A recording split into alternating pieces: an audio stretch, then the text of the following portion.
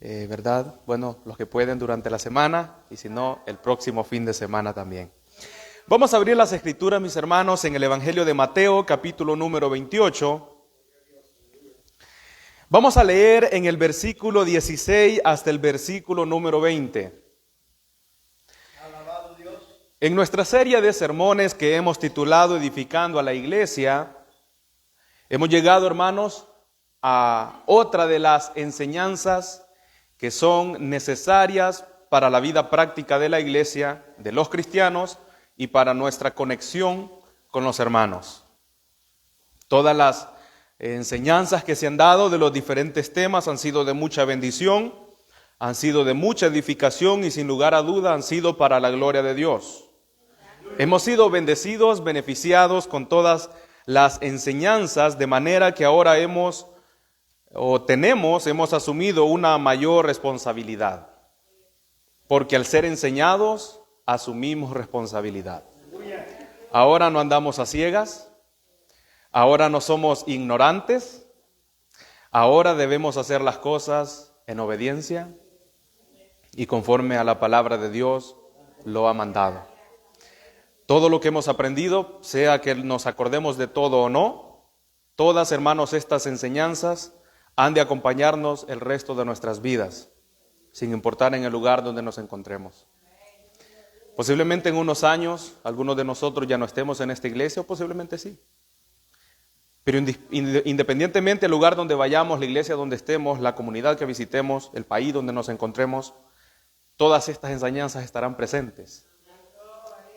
Cuando uno va a otros lugares, después de haber sido enseñado por la palabra de Dios de una forma clara, precisa, directa, por el Espíritu Santo, uno sabe que está aprendiendo algo. Y uno se pregunta, ¿por qué hacen eso ahí? Pero a la vez debemos recordar, hermanos, que nosotros nos encontrábamos de esa manera. Y que fue la palabra de Dios la que nos instruyó, la que nos alumbró. Y como hemos cantado en este día, nos dio el sendero por el cual debemos andar. La enseñanza que vamos a comenzar en este día hemos titulado Las ordenanzas de la iglesia. Y es que las ordenanzas de la iglesia, ya leeremos el texto, denme un segundo. Las ordenanzas de la iglesia están dentro de esos elementos de la adoración cristiana, como veíamos en las enseñanzas pasadas. Y por eso vamos a leer Mateo capítulo 28, versículo 16 hasta el 20, aunque nuestro énfasis será en el versículo número 20. Dice entonces la palabra de Dios, verso 16, pero los 11 discípulos se fueron a Galilea, al monte donde Jesús les había ordenado, y cuando le vieron, le adoraron, pero algunos dudaban. Y Jesús se acercó y les habló diciendo, toda potestad me es dada en el cielo y en la tierra. Por tanto, id y haced discípulos a todas las naciones, bautizándolos en el nombre del Padre y del Hijo y del Espíritu Santo, enseñándoles que guarden todas las cosas que os he mandado. Y he aquí yo estoy con vosotros todos los días hasta el fin del mundo. Amén. Pueden tomar asiento. Gracias a Dios por su palabra, las ordenanzas de la iglesia. Para este día, hermanos, para este presente sermón, no vamos a entrar en detalle en lo que son en sí las ordenanzas de la iglesia. En mi caso, solamente hablaré de la cena del Señor, del bautismo, entonces hablará, ¿verdad?, otro hermano. Para esta ocasión, vamos a introducir la enseñanza de las ordenanzas de la iglesia y para este día veremos primero quién es el que da las ordenanzas y por qué tiene autoridad para hacerlo. Segundo, a quién le es dada las ordenanzas, que en este caso pues claramente es la iglesia. Y por otro lado veremos conceptos, definiciones y controversias. Así que por favor, hermanos, ténganme paciencia, porque son importantes y necesario que recordemos que nosotros somos la iglesia de Cristo y que tristemente debemos también recordar que si hay un tema dentro de la teología cristiana que ha traído tanta discordia y poco acuerdo entre los cristianos, es el tema de las ordenanzas. Por eso veremos algunas controversias. Lo importante de estas controversias es que todos y cada uno de los cristianos reconocemos que a la hora de hablar de ordenanza o de sacramento nos estamos refiriendo a algo sagrado. Y por eso es que hay divisiones, discordias entre las tradiciones cristianas antiguas, porque todas ellas pretenden agradar a Dios. Ninguna de ellas ha puesto más ordenanzas o le ha quitado ordenanzas establecidas en la Biblia como queriendo manipular la enseñanza bíblica, sino porque han entendido que esas son las ordenanzas. De igual manera nosotros, siendo la iglesia de Cristo, siendo gobernada por Cristo, debemos reconocer cuáles son las ordenanzas que el Señor ha dado y por lo tanto obedecerla. Para poner el contexto, el texto, el verso número 20, en el cual ya les dije que será nuestro énfasis, el Señor Jesucristo ha resucitado y Él se les ha aparecido a las mujeres que han ido a la tumba en ese día, esa mañana de la resurrección, y ellas han de llevar el comunicado a los discípulos que el Señor les manda a que se reúnan en Galilea. Posiblemente a ellas mismas es que les comisiona la dirección misma donde se han de encontrar. Por eso en el verso 16 dice que los 11 discípulos, aquí Judas ya no está presente, los 11 discípulos se fueron a Galilea, al monte donde Jesús les había ordenado. Y estando con él le adoraron, sin embargo algunos dudaban. Estando en ese monte es que Jesús se pronuncia respecto a quién Él es y a lo que Él se le ha otorgado por el Padre, que es toda potestad en el cielo y en la tierra. Y es debido a esa autoridad que Él tiene en el cielo y en la tierra que comisiona a la iglesia para ir a las naciones, predicar el evangelio, bautizar, hacer discípulos y enseñarles a guardar todo lo que Él ha mandado. No son algunas cosas que Él ha mandado a enseñarles a esos nuevos conversos, a esos nuevos creyentes, después de haberles bautizado, a que guarden todas las cosas que el Señor ha mandado.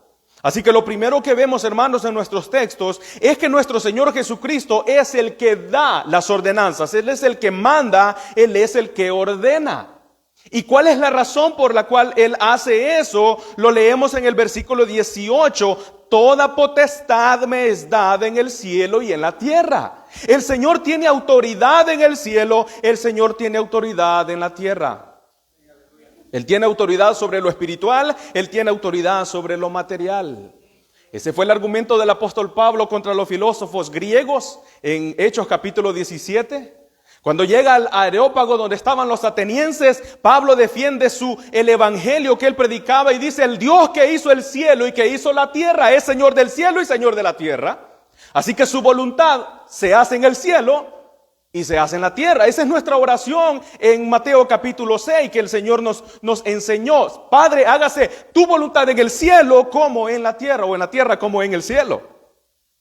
El Señor dice que los que agradan al Padre son aquellos que hacen su voluntad, y su voluntad se ejerce en el cielo y en la tierra. En el Salmo 103, creo que es el versículo 19, dice que Dios puso el cielo por el trono y la tierra por estrado de sus pies.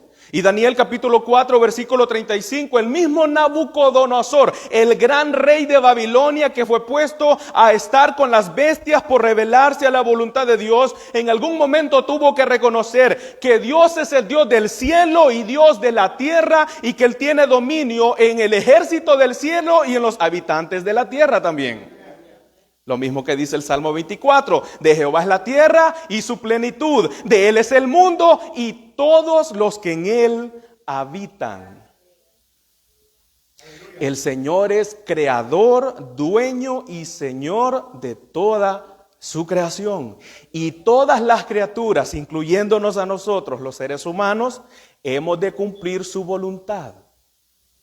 Yo sé, hermanos, que hay personas que dicen que este mundo va de mal en peor, que este mundo está mal, que este mundo no tiene luz del sol al cual poder ver. Es como un túnel oscuro donde no se logra ver la luz.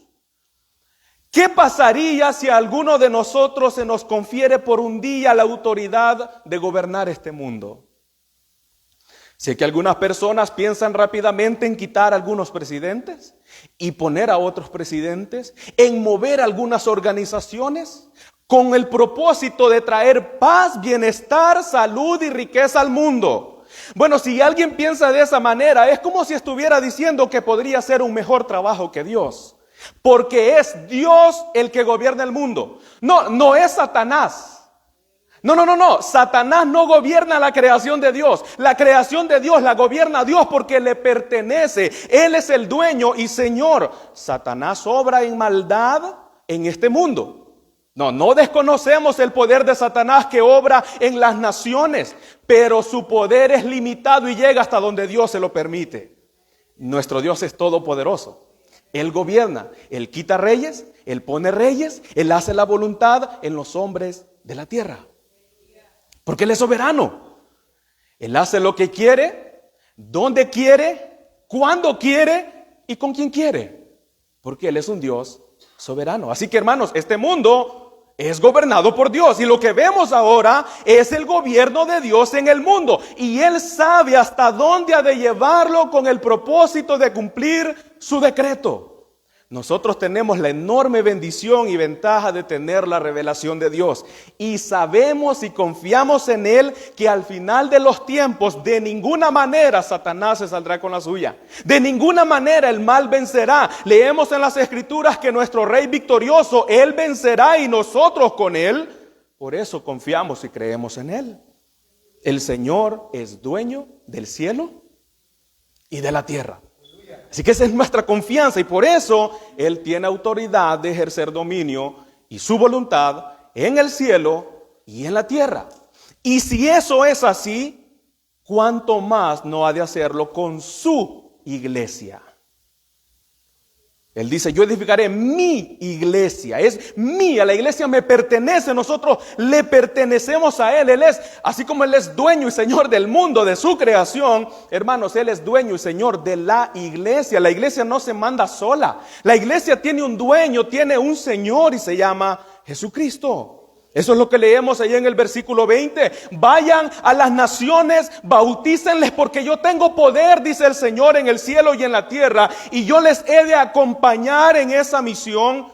Enséñenles a guardar lo que yo, como Señor y Dios de la iglesia, les he mandado. El Señor tiene autoridad.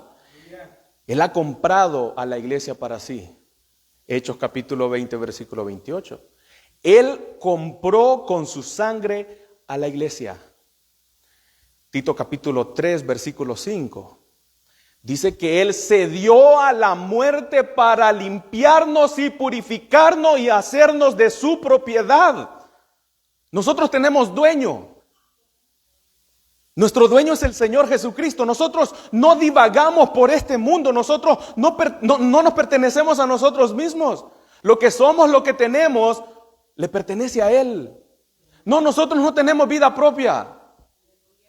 Le pertenecemos a Él. Él es nuestro dueño, Él es nuestro Señor. Él nos compró a precio de sangre, dice Pedro, capítulo 1 de su primera carta. No nos compró con precio de oro, que dicho sea de paso, es muy caro el oro. Son riquezas millonarias en oro, pero no se compara con la sangre de Cristo. La sangre de Cristo nos compró y nos hizo de su propiedad. Efesios 5:25. Maridos, amad a las mujeres así como Cristo amó a la iglesia y se entregó por ella. Cristo murió por la iglesia. Le pertenecemos. Nosotros a Él le pertenecemos. Él es dueño y Señor de la iglesia, por tanto Él la compró para sí mismo y Dios lo puso a Él como cabeza de la iglesia. Por eso Él tiene autoridad, hermanos, de ejercer dominio y de dar órdenes a la iglesia. Cuando nosotros vemos que una persona actúa de manera extraña, se comporta de manera extraña, ¿qué es lo primero que uno piensa? Esa persona está mal de la cabeza. Porque entendemos que el cuerpo se sincroniza de tal manera a lo que ocurre en la cabeza. Bueno, este cuerpo, la cabeza es Cristo y Él es perfecto, santo y justo. Y la iglesia como su cuerpo ha de hacer exactamente lo mismo lo que ocurre con un ser humano. Que el cuerpo se conecte de tal manera con su cabeza, que la cabeza sea quien le dirija hacia donde la iglesia debe conducirse. En este caso es Cristo. Él es el que dice lo que ha de hacerse y cómo ha de hacerse, como ya hemos visto en el tema de la adoración. El Señor no solamente pide ser adorado, Él establece la forma en la que se debe adorar. De igual manera con las ordenanzas.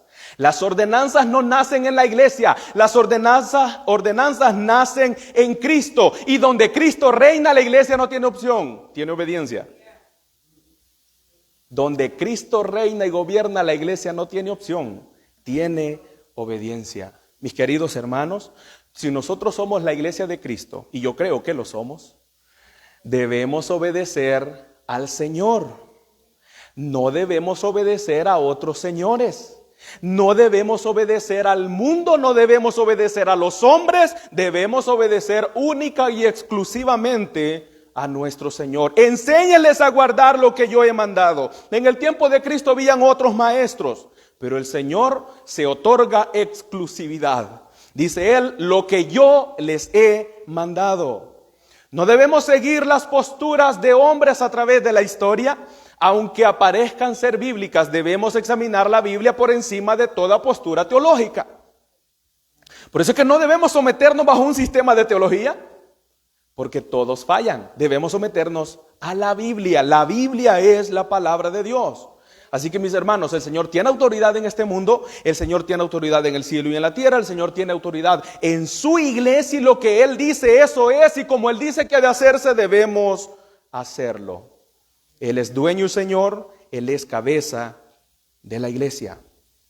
En primer lugar, entonces, Cristo es el dador de las ordenanzas. En segundo lugar, ¿cuáles son estas ordenanzas? Porque Él dice en el versículo 20 que a los nuevos discípulos, a los nuevos creyentes, es de enseñarles lo que Él ha mandado. ¿Y cuáles son esas ordenanzas que Él ha mandado? En la Biblia encontramos dos ordenanzas, hermanos, que el Señor ha mandado, porque para que una actividad cristiana pueda ser reconocida como una ordenanza legítima para la iglesia, debe de cumplir algunos criterios. En primer lugar, debe haber sido ordenada directamente por el Señor Jesucristo. Debe haber sido instituida por Él. En segundo lugar, debe ser una ordenanza que abarca la iglesia universal. Y en tercer lugar, debe tener símbolos que representen una realidad espiritual. En este caso encontramos dos en las Escrituras. El primero es el bautismo en agua, que lo encontramos en Mateo capítulo 28, versículo 19. El Señor Jesucristo dice, y en el texto que nosotros hemos leído, por tanto, id y haced discípulos a todas las naciones, bautizándolos en el nombre del Padre y del Hijo y del Espíritu Santo. Esta es la primera ordenanza para la iglesia. Y si vemos, cumple los tres requisitos bíblicos. Es instituida por Cristo, involucra a toda la iglesia y en esta ordenanza tiene símbolos que representan verdades espirituales. ¿Cuál es el símbolo en este caso? Bueno, el agua, que representa la muerte del hombre que está sumergiéndose, y la resurrección cuando está saliendo y uniéndonos a Cristo y a su cuerpo, a la iglesia. Por tanto, es una ordenanza para la iglesia que debe ser ejercida por la iglesia a la iglesia. En segundo lugar, tenemos la cena del Señor, o como otros lo llaman, la Santa Cena o la mesa del Señor. Y la encontramos en los evangelios, pero más específicamente en 1 Corintios capítulo 11, versículo 23 al versículo número 26. Dice el apóstol Pablo: porque yo recibí del Señor lo que también os he enseñado, que el Señor Jesús, la noche que fue entregado, tomó pan y habiendo dado gracias lo partió y dijo: tomad, comed, esto es mi cuerpo que por vosotros es partido, haced esto en memoria de mí. Asimismo tomó también la copa después de haber cenado, diciendo: esta copa es el nuevo pacto en mi sangre, haced esto todas las veces que la bebiereis en memoria de mí. Así pues, todas las veces que comiereis este pan y bebiereis esta copa, la muerte del Señor anunciáis hasta que Él venga. En dos ocasiones el apóstol Pablo cita las palabras del Señor cuando dijo: haced esto en memoria de mí. De manera que esta ordenanza también cumple con los principios bíblicos. Fue instituida por Cristo la noche en la que Él fue entregado. Es una ordenanza que abarca a toda la iglesia, porque toda la iglesia cristiana debe participar de esta ordenanza sin distinción alguna. Todo aquel que es cristiano y pertenece a la iglesia de Cristo debe participar de la cena del Señor. Y también tiene símbolos que representan verdades espirituales, como el pan que representa el cuerpo de Cristo y la sangre que representa su sangre del nuevo pacto. Hermanos, en las Escrituras, por tanto, encontramos dos ordenanzas para la iglesia: el bautismo y la cena del Señor. La controversia de las que le hablaba al principio, que han surgido a través de la historia, es por el solo hecho de llamarles sacramento o de llamarle ordenanza. Para las tradiciones cristianas antiguas que creen que es más correcto llamarle sacramento, lo hacen porque esa es la palabra que aparece en el griego cuando se habla de las ordenanzas, misterión, que habla de un misterio y que luego fue traducida a la Vulgata latina como sacramentus o sacramento en español, lo cual nos habla o nos indica algo misterioso. Y aunque nosotros no usamos la iglesia cristiana después de la Reforma Protestante, por lo menos la mayoría, no usamos la palabra sacramento, no lo hacemos porque creamos que sea una palabra incorrecta, sino más bien para tratarnos de alejarnos lo más posible de la tradición católica romana. No porque sea mala, sino porque más bien puede traer malas interpretaciones. Por eso usamos mejor la palabra ordenanza, porque la palabra ordenanza apunta al hecho de que alguien ha dado una orden y que la iglesia debe obedecerlo. Son ordenanzas de la iglesia y, como ya hemos visto, dadas por Cristo. Así que el resto de los sermones que hablaremos acerca de este tema vamos a referir a estos actos solemnes que la iglesia debe obedecer a Cristo como ordenanzas más que como sacramentos. Pero de nuevo, hermanos, no es que haya algo de malo en la palabra sacramento, sino que se puede dar a malas interpretaciones y queremos evitar esas malas interpretaciones. Así que sepa que no hay nada de malo en esa palabra, pero nosotros nos referimos a ello como ordenanzas. Quiero mencionarles 3 controversias. Y de nuevo, son importantes porque estas nos ayudarán para establecer cómo debemos realizar las ordenanzas y lo que estas ordenanzas representan y quiénes están involucrados o quiénes las administran. Y hermanos, al hablar de las controversias que han surgido en cuanto a las ordenanzas, voy a hacer mención de algunas tradiciones cristianas antiguas y otras, por ejemplo, de la tradición católica romana, pero de ninguna manera lo hago con el propósito de ridiculizar a la iglesia católica romana o con el propósito de que nosotros hagamos burla de ello.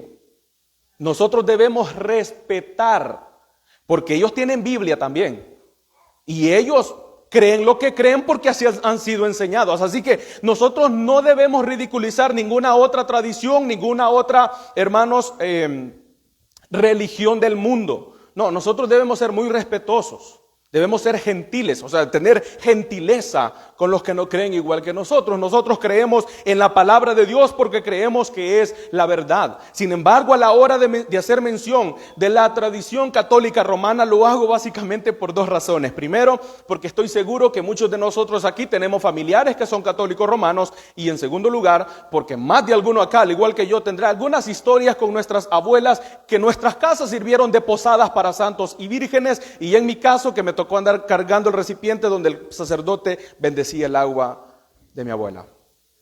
Así que de alguna manera, hermanos, todos nosotros, por lo menos la mayoría acá, tenemos algún pasado vinculado a la iglesia católica romana, a la tradición católica romana. Gracias a Dios, nuestros ojos fueron iluminados por el Espíritu Santo y ahora conocemos el Evangelio de Cristo y nos referimos a la palabra como única y verdadera, ¿verdad? Haciendo a un lado el magisterio y la tradición. Bien, ¿están de acuerdo que no haremos burla y que no vamos a menospreciar, hermanos? Amén. Hay que tener madurez para eso, ¿verdad? Para respetar la convicción de otras personas que creen estar agradando a Dios. No vamos a hacer la de Pablo, que Pablo decía que él agradaba a Dios y por eso perseguía a los cristianos. Pero eso lo hacía cuando él no había conocido a Cristo.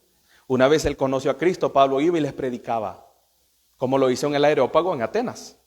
Les predicó del Dios vivo y verdadero. Bien, las controversias entonces. La primera controversia surge a partir de cuántas son las ordenanzas que el Señor dio. Nosotros hemos visto ya que para la Iglesia Cristiana Evangélica hay 2 ordenanzas. Bien, para otras tradiciones antiguas o modernas, incluyendo la tradición católica romana, hay 7 sacramentos, como ellos le llaman.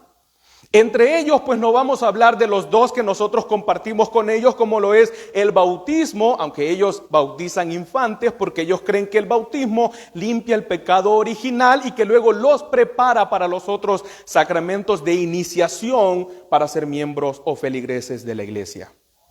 No hablaremos del bautismo, mucho menos tampoco de la Eucaristía, que es partir el pan y compartirlo, que también lo hacen muy distinto a nosotros, porque es la forma como ellos creen y han sido enseñados. Sin embargo, hay 5 sacramentos que ellos practican que nosotros no.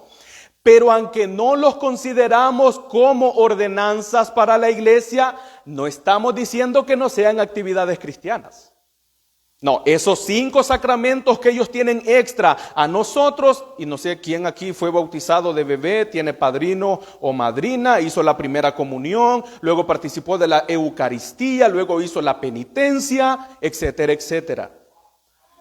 Bueno, hermanos, en la Iglesia Cristiana Evangélica y basándonos en el Evangelio de Jesucristo, solo hay 2 ordenanzas y todas esas actividades, aunque son bíblicas, debemos examinarlas. Primero, la confirmación. La confirmación dentro de la postura católica romana, y les dije que me tuvieran paciencia, esto es un poco de información para examinar nuestra doctrina en cuanto a las ordenanzas.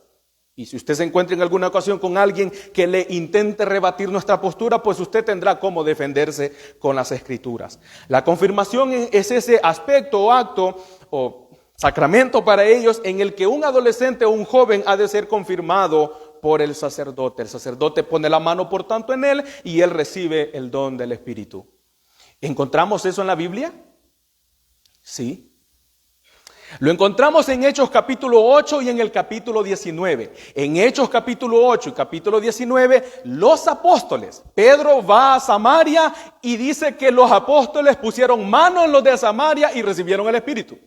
Vamos a Hechos capítulo 19 y encontramos que el apóstol Pablo también, sobre aquellos que habían sido bautizados únicamente en el bautismo de Juan el Bautista, no conocían al Espíritu Santo, les pone la mano y reciben el Espíritu.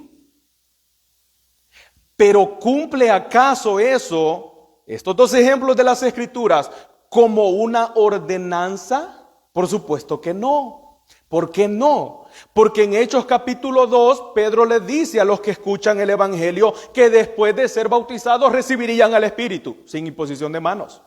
Luego en Hechos capítulo 10, en la casa de Cornelio, cuando Pedro está predicando el Evangelio, los que están ahí reciben el Espíritu Santo, sin imposición de manos. De manera que no es la forma, ¿verdad?, establecida en las Escrituras, que el sacerdote o el obispo o el pastor o el anciano, al poner la mano sobre un nuevo creyente, recibe el Espíritu Santo. No es una ordenanza bíblica, y en el caso de los apóstoles lo hacían por la autoridad que ellos tenían. Después de los apóstoles, ningún otro hombre puede poner la mano sobre otro para que reciba el Espíritu Santo. Así que no es una ordenanza. Aunque vemos ejemplos en la Biblia. O sea, no es ir y tirar piedra y decir, eso no está en la Biblia. No, sí, pero hay que explicarlo.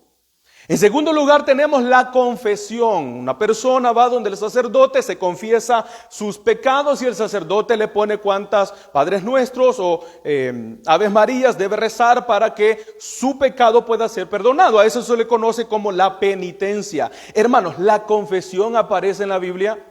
Por supuesto que sí. En Primera de Juan capítulo 1 versículo 9 dice el apóstol: si confesamos nuestros pecados, Él, Jesucristo, es fiel y justo para perdonarnos y limpiarnos de toda maldad. El asunto es que allí no se habla nada de una ordenanza para la iglesia en el sentido que deba de haber un sacerdote obligatoriamente. Ahí nos manda que confesemos nuestros pecados a Cristo, y Cristo es el sacerdote, profeta, rey, dueño y señor de la iglesia que puede perdonarnos. No es por medio de hombres que nosotros nos debamos confesar. Así que de ninguna manera tampoco, aunque vemos ejemplo en las Escrituras de un mandato que debemos confesar nuestros pecados, no es, hermanos, una ordenanza. En tercer lugar, la unción de los enfermos. ¿Es bíblico? Sí. En Santiago capítulo 5, versículo 14 al 15 dice que si está alguno enfermo entre vosotros, llame a los ancianos de la iglesia y oren por él. Y ungiéndole con aceite en el nombre del Señor, sanará. Y si hubiere pecado, sus pecados le serán perdonados. Vemos ejemplos en las Escrituras de que si una persona está enferma, bueno, llame a los ancianos de la iglesia y ellos vayan, únjale con aceite y será sanado en el nombre del Señor. Pero de nuevo, tampoco puede ser una ordenanza porque no cumple con los requisitos bíblicos para que sea una ordenanza. Primero, no fue instituida por Cristo. Segundo, no abarca toda la iglesia, dice, llamen a los ancianos de la iglesia. Y tercero, hermanos, no es para la iglesia universal, no tiene símbolos que representen una verdad espiritual, así que tampoco puede ser una ordenanza, aunque es un ejercicio cristiano bíblico, de orar por los enfermos. Cuarto, orden sacerdotal. En la iglesia cristiana nosotros no tenemos sacerdotes. ¿Por qué? Porque leemos en Primera de Pedro, capítulo 2, versículo 9, que el pueblo del Señor es un pueblo de sacerdotes. Así que no hay sacerdotes en este lugar. El Señor ha puesto ancianos, obispos, pastores en las iglesias para que gobiernen a la iglesia desde las Escrituras, porque el pueblo del Señor es un pueblo de sacerdotes. Así que tampoco puede ser una ordenanza. Y por último, y este quizás nos pueda sorprender, el matrimonio. El matrimonio para la confesión romana es también un sacramento instituido por Cristo. ¿Y qué decimos nosotros, la iglesia evangélica, a eso? ¿Cómo refutamos de que no fue una ordenanza instituida por Cristo? Mis hermanos, si bien es cierto, el matrimonio fue instituido por Dios desde el principio. Génesis capítulo 2, versículo 18, luego el verso 21 al 24. Y dijo Jehová, no es bueno que el hombre esté solo. Este es Dios hablando. Le haré ayuda idónea para él. Entonces Jehová Dios hizo caer sueño profundo sobre Adán, y mientras éste dormía, tomó una de sus costillas y cerró la carne en su lugar. Y de la costilla que Jehová Dios tomó del hombre, hizo una mujer y la trajo al hombre. Entonces dijo Adán, esto es ahora hueso de mis huesos y carne de mi carne, será llamada varona, porque del varón fue tomada. Por tanto, dejará el hombre a su padre y a su madre, y se unirá a su mujer, y serán una sola carne. Y serán una sola carne. Ahora, ¿por qué nosotros decimos que no es una ordenanza? Primero, porque no es exclusivo para la iglesia. No, la gente se casa. Las ordenanzas son exclusivas para la iglesia, instituida por Cristo para su iglesia con elementos que representen, elementos de símbolos que representen una verdad espiritual. ¿Cristo ordenó el matrimonio? ¿Dios ordenó el matrimonio? Por supuesto que sí. ¿Es una ordenanza para la iglesia? No. ¿Debemos obedecer a Dios? Sí. ¿Debemos casarnos? Cuando un hombre y una mujer están viviendo juntos y no están casados, es un pecado. Dice la Biblia. Así que es una ordenanza que debemos guardar como mandamiento divino. Sí, hermanos. ¿Es una ordenanza para la iglesia? No, porque imagínense que viniera cualquier persona de la calle que dice, bueno, yo quiero casarme en la iglesia de Dios Manantiales de Vida Eterna. ¿Quién respaldaría algo así? Porque todo eso debe llevar un protocolo que debe de cumplirse conforme a las Escrituras. Así que no, de ninguna manera tampoco puede ser una ordenanza y no está vinculado estrechamente al Evangelio.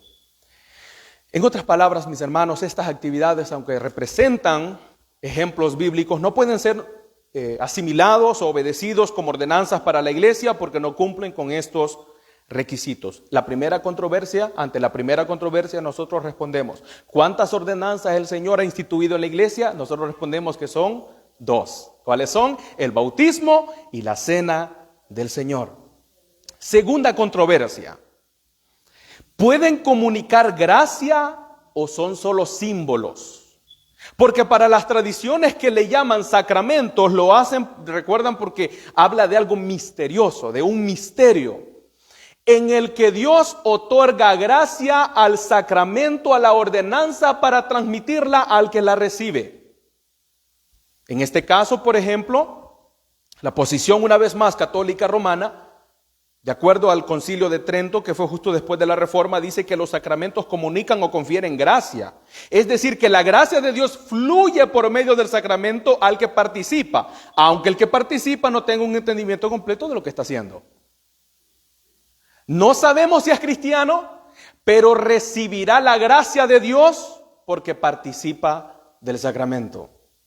¿Es eso lo que enseña la Biblia? Bueno, la Iglesia Cristiana Evangélica, y estudiando detenidamente las Escrituras, podemos decir que no. Porque en la ordenanza es un acto sagrado que nos recuerda y simboliza la gracia de Cristo al derramar su sangre en la cruz. Así que el acto mismo, la ceremonia misma, la ordenanza misma no tiene poder alguno sobre el que la recibe. Es decir, cuando nosotros participamos del bautismo, ¿el bautismo tiene poder alguno? Recuerden que Simón el Mago fue bautizado y se perdió. O sea, el bautismo no salva. Si no, hablemos con el que estaba a la par de la cruz, el ladrón, que no fue bautizado y el Señor dijo, estarás conmigo en el paraíso. ¿Es un mandato divino? Sí, debemos cumplirlo, sí. Vayan, prediquen el evangelio y los que crean, bautícenle. ¿Por qué? Porque es la entrada a la iglesia y representa algo. Pero la ceremonia o la acción, el acto en sí, no tiene poder de cambiar el corazón a nadie. Dios puede usarlo. Como nos usa a nosotros, como usa las piedras, como usa los animales. En el caso de aquella bestia que le habló aquel hombre. Dios puede hacerlo, pero en sí no tienen poder alguno. La cena del Señor, por ejemplo, nosotros participamos de la cena del Señor. Y en el caso de nuestros hermanos de Corintios, ¿sabe qué estaban haciendo nuestros hermanos? Por no participar de la manera correcta, aunque participaban de la ceremonia, muchos de ellos estaban enfermos y otros se habían muerto. Por no evaluarse antes de participar. Así que el acto en sí no tiene poder alguno, representa algo. El bautismo representa que morimos y resucitamos ahora en una nueva criatura, y la cena del Señor nos recuerda ¿qué cosa? Que Cristo murió en la cruz y que ahora estamos unidos a Él por la sangre del nuevo pacto. ¿Comunican entonces gracia a los sacramentos? A esto nosotros respondemos que no.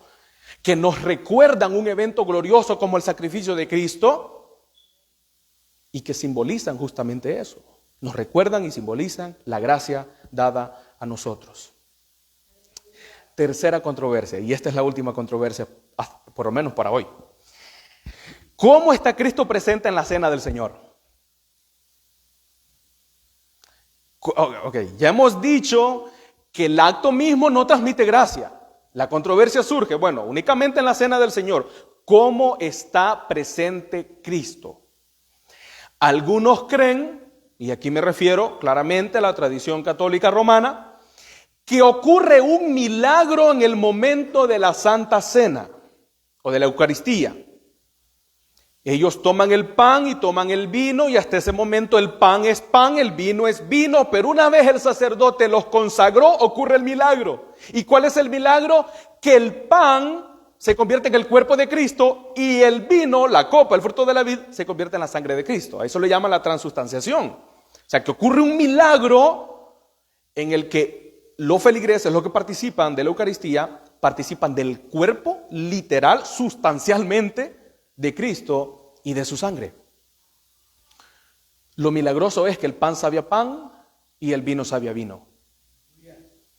A ellos eso le llaman un accidente en el milagro. O sea, Cristo se hace presente física, sustancialmente, lo cual sería algo extraordinario porque el Señor como Dios es omnipresente, pero como hombre su cuerpo no puede estar en dos lugares. Nosotros creemos que Él está a la diestra del Padre. Así que esta postura, por lo menos, no puede ser abrazada por nosotros, por la Iglesia Cristiana Evangélica. Esta es una de las razones también por las que hubo mucha controversia durante las reformas. La reforma protestante. Así que la Iglesia Católica Romana cree que hay un milagro durante la Santa Cena. Ellos dicen, bueno, Cristo está presente físicamente, sustancialmente en la Cena del Señor. Otras tradiciones, como la tradición reformada bautista, dice que Cristo no está físicamente presente en los elementos, sino que en las ordenanzas simplemente son signos y sellos de su gracia. El pan y el vino simbolizan el cuerpo y la sangre de Cristo. El bautismo, por otro lado, es una señal de la fe y unión con Cristo. Así que solamente son símbolos. Cuando nosotros participamos del bautismo y de la cena del Señor, lo que estos dos ordenanzas representan es simbolismo. Simbolizan nuestra unión con Cristo y el sacrificio del Señor. La tradición luterana, por otro lado, dice que Cristo está realmente presente en la cena del Señor, aunque no de manera física, sino de manera espiritual, con el elemento, dentro del elemento y bajo del elemento, que en este caso es el pan y el vino. ¿Cristo está presente? Sí. ¿De forma física? No. De forma espiritual. ¿Ven cómo todo hay diferentes posturas? Y por último, la posición en la que muchas iglesias evangélicas entran es que las ordenanzas son únicamente recordatorios. Cristo no está presente ni de manera física, Cristo no está presente ni de manera espiritual, sino que solamente nos recuerdan algo, símbolos que representan una verdad espiritual. Cristo está presente, dice esta postura, Cristo está presente más bien en la adoración de la iglesia. Y cuando participa, claramente Cristo está presente como lo ha estado el resto del culto, pero en el acto mismo no lo está.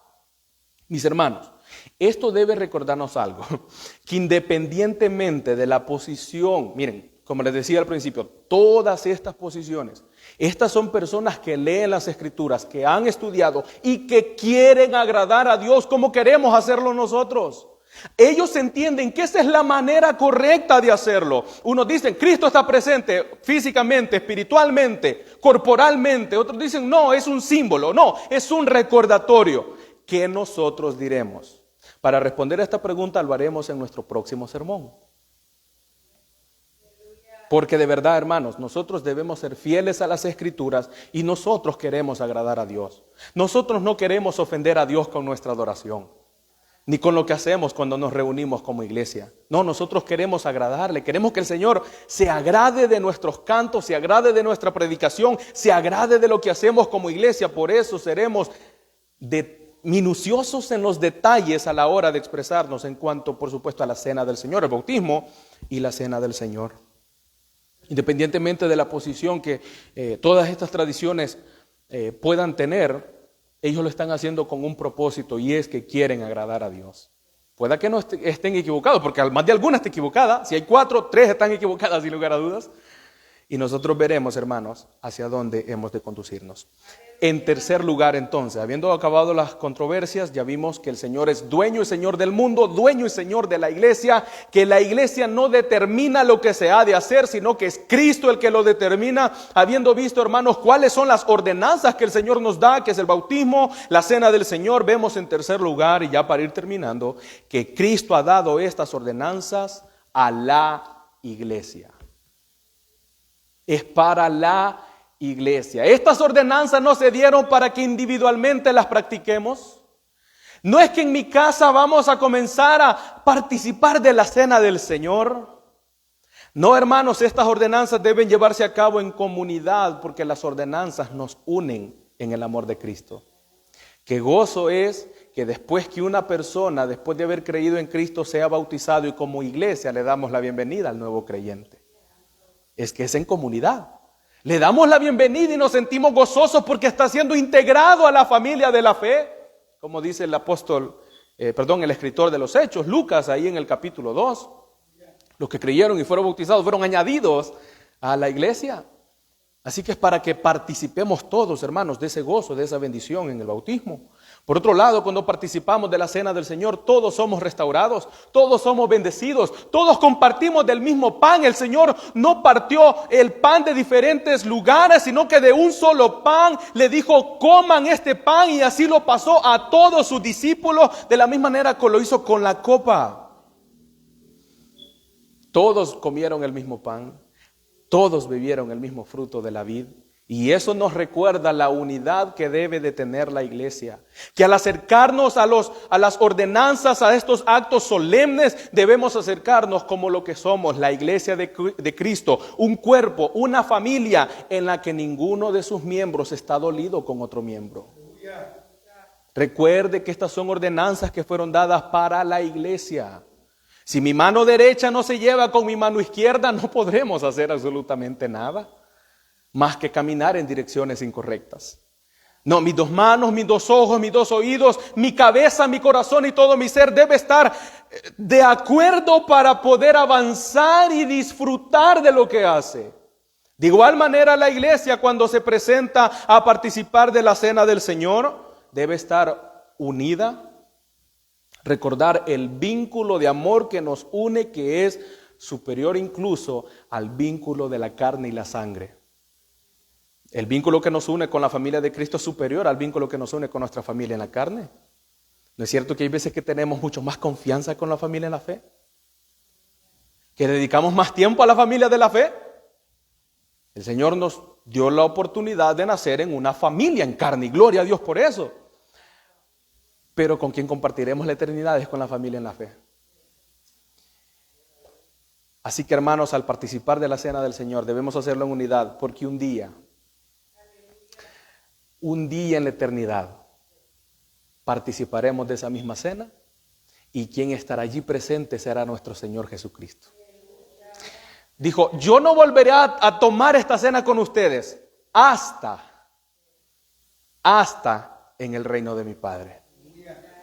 Cada vez que nos acerquemos a participar de la cena del Señor, estamos recordando que un día, hermanos, usted y yo, todos nosotros, que nos conocemos, que nos amamos, que nos respetamos, que nos apreciamos, que nos soportamos, que nos queremos, que oramos los unos por los otros y que no tenemos pleitos,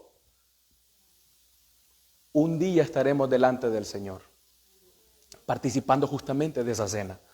Qué glorioso será ver a nuestro Señor y con la iglesia reunida celebrar, hermanos, del fruto de la vida y comer este pan. Que el Señor bendiga a su iglesia, que el Señor bendiga su palabra y que permita, hermanos, que por medio de las enseñanzas de la cena del Señor y del bautismo, que son las ordenanzas legítimas para la iglesia, pueda unirnos más como iglesia y pueda hacernos recordar el glorioso evangelio de Jesucristo a la hora de practicarlas, para anunciar el evangelio y anunciar que Él pronto vendrá por su iglesia. Vamos a orar, vamos a pedirle a Dios que nos ayude para que nuestros corazones estén abiertos, así como nuestras mentes y nuestras Biblias, para poder evaluar que la enseñanza sea correcta, sea bíblica y por supuesto que queramos agradar a Dios. Vamos a orar. Padre, nosotros estamos muy agradecidos porque tú nos has bendecido